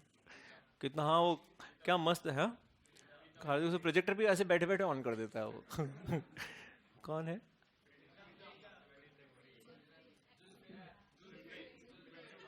बाल खून कर देगी बाबा मेरा वो। इतना मैं जैसे ही छोटों की बात करता हूँ रेवती का ऐसा गुस्सा आता है ना, पीछे बैठे बैठे मेरे को लुक्स देना चालू करती। चलो, तो हम रेवती की बात नहीं कर रहे, है ना? ये कोई तो है जो खरीदना चाहता है, लेकिन हम रेवती की बात नहीं कर रहे, है ना? So don't imagine Revati anyone, है ना? कोई भी इमेजिन नहीं कर। सब कसम खाओ अपनी अपनी आई शपथ, कोई रेवती को इमेजिन नहीं करेगा, है ना? हाँ, तो अपने क्लास में एक कैरेक्टर है, कोई भी कैरेक्टर अपने को क्या करना है। ये मान लीजिए कोई एक इंसान है जिसका नाम है आर। क्या नाम है? आर, है ना? जो चाहती है कि मैं चमत्कारी एप्पल खाऊं और मेरी हाइट हो जाए लिपस्टिक वाली बाई अपनी शिवानी ना,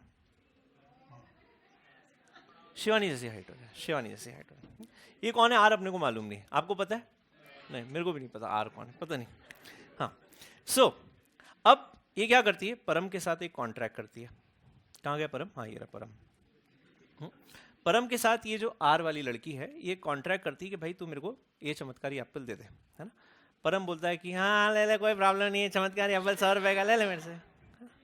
तो चमत्कारी एप्पल का एक कॉन्ट्रैक्ट सिंपल सा। हाँ अच्छा ये एप्पल की लाइफ है एक दिन की, कितनी लाइफ है इसकी, एक दिन की।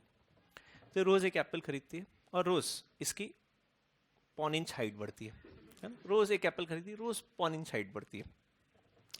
अब क्या है, अब इतनी 1 इंच बढ़ बढ़ के 6 महीने 8 महीने हो गए, लेकिन अभी भी हाइट सब्सटेंशियल दिख नहीं रही है, काफी गैप है। तो धीरे धीरे रोज रोज इसकी ऐसी 1 इंच रोज हाइट बढ़ती है। अच्छा अब समझना क्या है, ये आर जो है ये बोलती है कि यार रोज इतनी इतनी हाइट बढ़ती है, मजा नहीं आ रहा लाइफ में। क्या नहीं आ रहा है, मजा नहीं आ रहा है। तो ये बोलती है कि यार तू ये रोज रोज का ना मेरे को एक एक एप्पल वाला फंडा खत्म कर, तू एक साथ मेरे को 100 एप्पल दे दे। कितने एप्पल दे दे, 100। एक साथ 100 एप्पल खाएगी और एक दिन में 3 फीट बढ़ जाएगी, है ना। इसकी क्या इच्छा है, एक साथ इसको 3 फीट बढ़ना एक ही दिन में। तो ये कितने एप्पल का कॉन्ट्रैक्ट करती है, 100। अब परम कितने लेके आता है, एक। उसको तो पता ही नहीं, रोज एक ही एक एप्पल आता है। तो बोलता है कि यार 100 एप्पल तो ना मेरे गोडाउन पे रखे हुए हैं, मैं तेरे को 100 एप्पल कल लाके दे दूंगा, है ना। तो आज 100 एप्पल का कॉन्ट्रैक्ट, ये 100 Apple multiplied by 100 rupees, 10,000 rupees. ये आर जो है किसको दे देती है, परम को, और कॉन्ट्रैक्ट पूरा हो जाता है ना। अच्छा डिलीवरी कब है, कल। कब डिलीवरी है, कल। अच्छा जब परम शाम को जाता है अपने गोडाउन पे और देखता है वो 100 एप्पल निकालने, उसको पैक करने, 3 फीट हाइट बढ़ानी अपने को किसी की, तो देखता है तो उसको पता चलता है कि सारे एप्पल खराब हो गए, सारे एप्पल खराब हो गए, पेरिशेबल। हाइट बढ़ेगी रहे, हाइट बढ़ेगी, ऐसे क्यों कर रहे, कभी न कभी बढ़ेगी ना, ऐसे नहीं करने का। हाँ हाँ तो किसकी बात कर रहे हैं हम लोग, आपको पता है, नहीं मेरे को भी नहीं पता। तो अब क्या होता है, शाम को पता चलता है कि गुड्स तो पहले डिस्ट्रॉय हो चुके थे, है ना। मतलब जब आपने कॉन्ट्रैक्ट किया, अच्छा जब कॉन्ट्रैक्ट किया तब परम को पता था क्या कि एप्पल खराब हो गए, नहीं। अच्छा ये आर को पता था कि एप्पल खराब हो गए, नहीं। इसको जो कॉन्ट्रैक्ट करना तो अच्छे एप्पल का करना था, सड़े हुए एप्पल का तो नहीं करना था। अगर एप्पल खराब वाला कॉन्ट्रैक्ट करेगी हो सकता है कुछ उसका इल इफेक्ट हो जाए, तो अभी इतनी है बाद में गोद में खिलाना पड़ जाए, नौबत आ सकती है ना। तो कॉन्ट्रैक्ट किसका था, अच्छे एप्पल का, एप्पल का नहीं था, किसका था, अच्छे एप्पल। अब ये चीज इंप्लाइड है, बोलने की जरूरत है क्या, जैसे आप कभी एप्पल खरीदो आप बोलते हो कि अच्छे एप्पल दे, ऐसा बोलते हो नहीं, आप बोलते ना एप्पल दे, मतलब इट इज प्रिज्यूम्ड अच्छी एप्पल देगा ना। सुनो जैसे खोला अंदर ऐसे गंदे गंदे एप्पल, कोई भी नहीं खरीदता ना, तो ऑब्वियसली इट इज इंप्लाइड, कुछ चीजें हम लोग इंप्लाइड अज्यूम करते हैं। तो यहां पर भी समझो जरा, कॉन्ट्रैक्ट था, पैसा हो गया, लेकिन जब आपको पता चलता है कि एप्पल डिस्ट्रॉय, अच्छा डिस्ट्रॉय कब हुए, शाम को जब आप गए तब आपको पता चला कि एप्पल डिस्ट्रॉय हुए, लेकिन eight the time of contract was the seller aware that the goods are destroyed, नहीं। was the buyer aware that the goods are destroyed, नहीं। तो जो चीज एग्जिस्ट ही नहीं करती है, राइट, जो चीज एग्जिस्ट ही नहीं करती है उसका कॉन्ट्रैक्ट हो सकता है क्या, कभी भी नहीं हो सकता। तो ऐसे जितने भी कॉन्ट्रैक्ट्स जिसका सब्जेक्ट मैटर ऑलरेडी डिस्ट्रॉय हो चुका है, राइट, ऑलरेडी सब्जेक्ट मैटर, यहां पे सब्जेक्ट मैटर क्या है, एप्पल नहीं, मैजिकल एप्पल। तो ये तो ऑलरेडी डिस्ट्रॉय हो चुके हैं ना, ऑलरेडी खत्म हो गए, तो उसका कॉन्ट्रैक्ट हो सकता है क्या, नहीं हो सकता। तो ऐसे जितने भी कॉन्ट्रैक्ट्स हैं जहां पर गुड्स कॉन्ट्रैक्ट करने के पहले डिस्ट्रॉय हो चुके हैं, सब्जेक्ट मैटर पहले से डिस्ट्रॉय हो चुका है, वो सारे कॉन्ट्रैक्ट्स होते हैं वॉइड। क्या होते हैं, वॉइड। क्या होते हैं, वॉइड। क्यों, जो एग्जिस्ट ही नहीं करता उसको आप खरीद बेच सकते हो क्या, सवाल ही नहीं है। तो ऐसे सारे कॉन्ट्रैक्ट्स क्या होंगे, वॉइड। समझ में आ रहा है एवरीवन, कोई कंफ्यूजन किसी के दिमाग में no. दूसरा एक और पॉसिबिलिटी समझना, goods perishing after agreement to sale. क्या बोल रहे हो, agreement to sale. Agreement to sale क्या होता है, अभी पढ़ा था क्या, बेचा नहीं, किसी फ्यूचर डेट पर बेचोगे, है ना, अग्रीमेंट टू सेल।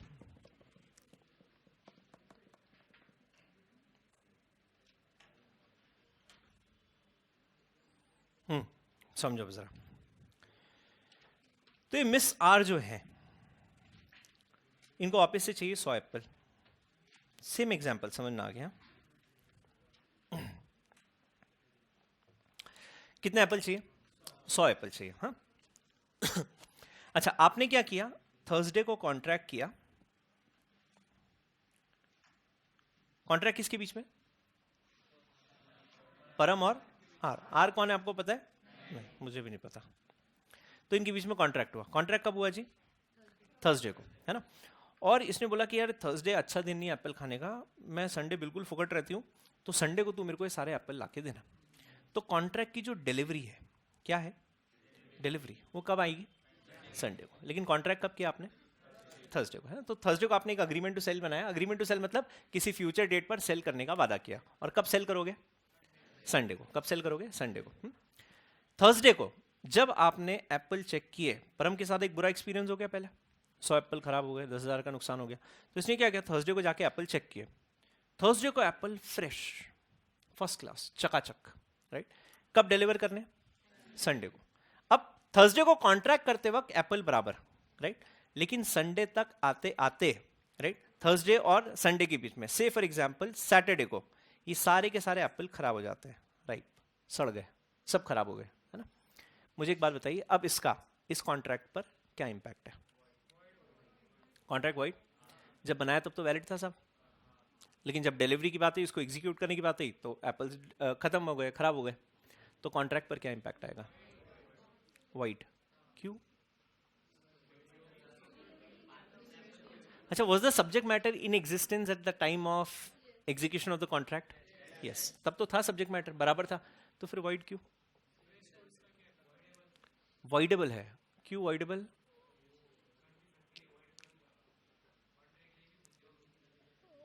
कौन? हाँ हाँ, अच्छा ऐसा है क्या? अच्छा अच्छा, सो वाइड है। अच्छा, what do you mean by the word wide? गलत, सही नहीं। वॉइड मतलब which is destitute of all legal effects, उसका कोई लीगल इफेक्ट लॉ में नहीं है। वॉइड, ना कुछ तेरा ना कुछ मेरा, तू तेरा मैं मेरा, तेरा मेरा कोई लेन देन नहीं, इज वाइड। समझ में आ रहा है ना। तो कुछ भी लीगल इफेक्ट हमारे बीच में कुछ हुआ ही नहीं है, इज वाइड। समझ में आ रहा है? कुछ भी नहीं हुआ अपने बीच में, नहीं कोई बाय कॉन्ट्रैक्ट हो, नहीं कोई सेल कॉन्ट्रैक्ट हुआ, नहीं तूने कुछ वादा किया, नहीं मैंने कुछ वादा किया, नहीं हमारे बीच में कुछ हुआ, क्या होता है? वाइड। क्या होता है वो? वाइड। वॉइडेबल क्या होता है? At the option of the suffering party. Voidable क्या होता है? At the option of the suffering party. लिखो,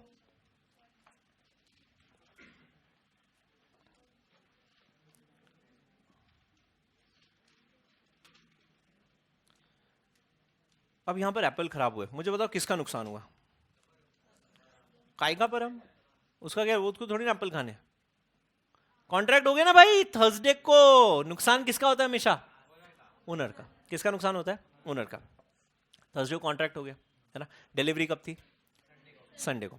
अब इस बीच में अगर एप्पल खराब हो गए, राइट, तो जो मिस आर है उनको बड़ा दुख हो रहा होगा कि मैं फिर इतनी सी रह जाऊंगी, कभी मैं बड़ी नहीं हो पाऊंगी, कभी मैं देख ही नहीं पाऊंगी ऐसे करके कि क्या चल रहा है दुनिया में, हमेशा मेरे को ऐसे करके ही देखना पड़ेगा, बड़ी तकलीफ है जीवन में। सो समझो जरा, यहां पर अगर इस बीच में गुड्स डिस्ट्रॉय हो जाते हैं, तो ये कॉन्ट्रैक्ट का नेचर क्या होता है? वॉइडेबल। क्या होता है? वॉइडेबल। वॉइडेबल मतलब सफरिंग पार्टी डिसाइड करती है कि मेरे को आगे एप्पल चाहिए या मुझे एप्पल नहीं चाहिए। वॉइडेबल मतलब क्या होता है? सफरिंग पार्टी ये डिसाइड करेगी तू कॉन्ट्रैक्ट एग्जीक्यूट करेगा या कॉन्ट्रैक्ट रेस्काइन कर देगा, कैंसिल कर देगा। ये कौन डिसाइड करता है? सफरिंग पार्टी डिसाइड करती है। यहां पर सफरिंग पार्टी कौन है? मिसाल। तो वो बोलेगी कि मेरे को तो तू कहीं से भी एप्पल ला के दे, मेरे को तो 100 एप्पल चाहिए। मतलब she wants execution of that contract. वो बोलती कोई बात नहीं, short and sweet, no worries, I am very happy with this. तो यहां पर वो क्या बोल रही कि मेरे को कॉन्ट्रैक्ट से कोई लेन देन नहीं है, तू तो मेरे जो पैसे दिए मैंने तेरे को एडवांस, तो मेरे को मेरे पैसे वापस देना, मैं तो भाई छोटे में खुश हूं, मेरे को जरूरत ही नहीं है। तो वो क्या चाह रही है कि मेरे को कॉन्ट्रैक्ट का एग्जीक्यूशन चाहिए ही नहीं, जो मैंने तेरे को एडवांस दिया था तू मेरे को वापस दे दे। ये कौन डिसाइड करेगा? Suffering party. कौन डिसाइड करेगा? Suffering party. तो वॉइडेबल कॉन्ट्रैक्ट्स वो होते हैं जहां पर सफरिंग पार्टी ये डिसाइड करती है कि आप कॉन्ट्रैक्ट एग्जीक्यूट करना चाहते हैं या आप कॉन्ट्रैक्ट कैंसिल करना चाहते हैं, उसे हम बोलते हैं वॉइडेबल कॉन्ट्रैक्ट्स। तो यहां पर वो ऑप्शन किसके पास है? Suffering party. तो अगर गुड्स पेरिश होते हैं आफ्टर द कॉन्ट्रैक्ट, राइट, कब पेरिश होते हैं? After the contract but before actual delivery, contracts होते हैं वॉइडेबल। क्या होते हैं? वॉइडेबल। और जहां पर कॉन्ट्रैक्ट मतलब आपका सब्जेक्ट मैटर डिस्ट्रॉय हो चुका है, कब? कॉन्ट्रैक्ट के पहले ही, और किसी को पता ही नहीं था, तो वो कॉन्ट्रैक्ट्स क्या होते हैं? वाइड होते हैं। क्योंकि सब्जेक्ट मैटर ही नहीं है तो कॉन्ट्रैक्ट बनाने का सवाल ही नहीं है। आ रहा है सबको समझ में? एवरीवन? कोई डाउट, कोई कंफ्यूजन? श्योर? बिल्कुल लास्ट पॉइंट है, मैं पढ़ा ही नहीं रहा हूं इसके आगे, आप बोलोगे ना मैं तो भी नहीं पढ़ाऊंगा। देखो ये तो हो गया अपना, बस ये इतना सा पढ़ना है अपने को, बस खत्म। खत्म इसके बाद, है ना, इसके बाद कुछ नहीं पढ़ेंगे। प्राइस क्या होता है? Consideration something in return is price, है ना। प्राइस हमेशा कौन से टर्म्स में आइडेंटिफाई करते हैं, डिटरमिन करते हैं? Monetary term. अब प्राइस कौन डिसाइड करता है कॉन्ट्रैक्ट का? Always the seller. अच्छा, सेलर कोई 20 रुपए की चीज, सेलर बोलता है मैं तेरे को भेजूंगा 25 लाख रुपए, पागल है, कोई खरीदेगा? तो सेल कॉन्ट्रैक्ट में प्राइस कौन डिसाइड करता है? बायर एंड सेलर टुगेदर, दोनों पार्टीज मिलकर। इसने बोला 25 लाख रुपए, है कितने का? 20 रुपए का, राइट। कोई देगा आपको 20 रुपए की चीज का 25 लाख रुपए? नहीं देगा। तो प्राइस हमेशा कौन मिलकर डिसाइड करता है? सेलर एंड द बायर, दोनों पार्टीज डिसाइड कर सकती है फर्स्ट। और प्राइस कैसे डिसाइड करते हो? मार्केट डिसाइड करता है, मतलब you left it upon a third party to decide कि भाई थर्ड पार्टी बताएगी प्राइस क्या है हमारे बीच में, डन। और जैसे ऑयल के केस में होता है, पेट्रोल के प्राइसेस गवर्नमेंट डिसाइड करती है ना। अभी क्या डीरेगुलेट होने के बाद थोड़ी सिचुएशन अलग होगी, बट पहले प्राइस कौन डिसाइड करता था? नहीं आप डिसाइड करते थे, नहीं पंप वाला डिसाइड करता था, नहीं जो पेट्रोल फिल करवा रहा है वो डिसाइड करता था। कौन डिसाइड करती थी? Government. So it is upon the third party to decide. अच्छा, फिर जैसे होते हैं ना कुछ ऐसी चीज़ है जो आपको बहुत रिकरिंग बेसिस पे लगती रहेगी। अब जैसे फॉर एग्जांपल ग्रोसरी, हर महीने आपको लगता है घर पे सामान लगता है। अब इस महीने आपने ऑयल लिया मान लीजिए 90 रुपीज़ अ लीटर, अगले महीने आपने ऑयल लिया 110 रुपीज़ अ लीटर, उसके बाद आपने ऑयल लिया 120 रुपीज़, नेक्स्ट मंथ 60 रुपीज़। हो सकता है चेंज हो, हर महीने आपका ऑयल का प्राइस चेंज हो सकता है, राइट। तो आपने क्या बोला, आज फिक्स मत कर, जो उस दिन का प्राइस है ना, जिस दिन मैं खरीदना हूँ उस दिन का प्राइस के हिसाब से मैं तेरे को पैसे दे दूंगा। समझ में आ रहा है? मतलब during the course of dealings आपने जब जब ट्रांजैक्शन किया तब तक आपने प्राइस डिसाइड किया। आपके बीच का कॉन्ट्रैक्टिंग, मैं तेरे से साल भर ऑयल खरीदूंगा, राइट। किससे खरीदे? साल भर में तेरे से ऑयल खरीदूंगा, लेकिन प्राइस मैं आज फिक्स नहीं कर रहा हूं। कब फिक्स करेंगे? जब तू मेरे से ऑयल लेने आएगा उस दिन का जो रेट है उसके हिसाब से मैं तेरे को ऑयल दे दूंगा। समझ में आ रहा है? देख लो, चेक करो।